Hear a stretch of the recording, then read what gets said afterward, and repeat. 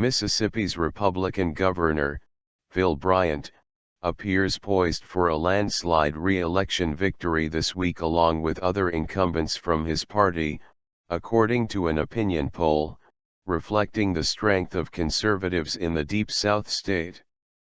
Bryant, who is seeking a second term, faces a little-known challenger in truck driver Robert Gray, the surprise victor of a Democratic primary in which he did not spend money or seriously campaign.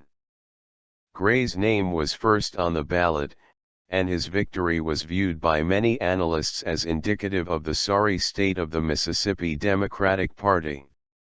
Ahead of Tuesday's general election, Bryant has the support of 66% of likely voters surveyed by Mason-Dixon Polling and Research late last month, compared with 28% for Gray.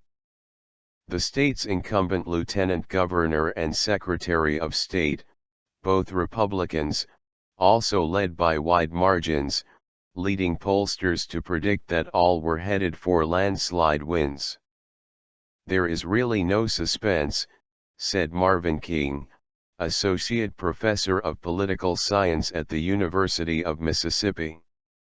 On election day, King predicted, "The main unknown is how quickly media outlets will declare the victors after polls close. Will they call it at 7 or 7:01? He said. Yet the Attorney General's race, featuring one of the last Democrats still holding statewide office in a southern state, could be an exception. Mississippi Attorney General Jim Hood faces a tough challenge as he seeks a fourth term in office. Despite a tightening race, Hood is still favored to win and had the support of 50% of likely voters in a Mason-Dixon poll late last month, compared with 44% for Republican Mike Hurst, a former federal prosecutor.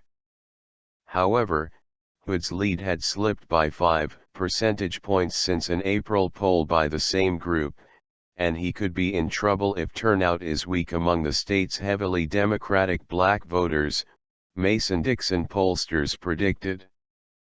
Mississippi Democrats are also expected to be competitive in a number of legislative races, which have been a party focus.